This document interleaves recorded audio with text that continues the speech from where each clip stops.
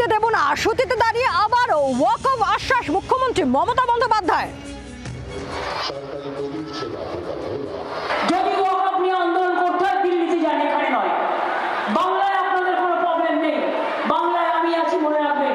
হিন্দু প্রপার্টিতেও নয়, মুসলিম প্রপার্টিতেও নয়, শিখ প্রপার্টিতেও নয়, খ্রিস্টান প্রপার্টিতেও নয়।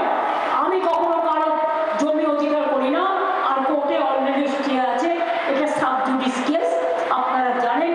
আমরাও কোর্টে পার্টি হয়েছি।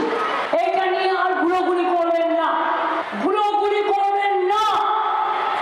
যদি করেন সবচেয়ে বড় শত্রু আমি হব।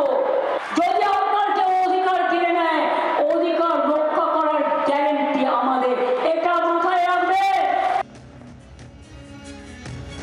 এর পাল্টা সরব হয়েছে বিজেপি। বাংলায় ওয়াকফ মুখ্যমন্ত্রী করবেন কি করে? মুখ্যমন্ত্রীর দল, মুখ্যমন্ত্রী দলের নেতা, মুখ্যমন্ত্রী দলের মন্ত্রী ওয়াকফ প্রপার্টি সবচেয়ে বেশি লুট করেছে। থানার সামনে হাইকোর্টের নোটিশ ঝোলার পরও সেটাকে ভেঙে বহুতল বাড়ি নির্মাণ হয়ে গেল। কি বলবেন মুখ্যমন্ত্রী? উমানন্দ রোডে মুখ্যমন্ত্রীর বিধানসভা, সেখানে যে ওয়াকফ প্রপার্টি, তারা সেটা কোন অবস্থায় আছে? সারা রাজ্য জুড়ে ওয়াকফ প্রপার্টি লুট করেছে তৃণমূল কংগ্রেস, দেবোত্তর সম্পত্তি প্লট করে বিক্রি করেছে তৃণমূল কংগ্রেস। সরকারি সহযোগিতা ছাড়া এটা হতে পারে না।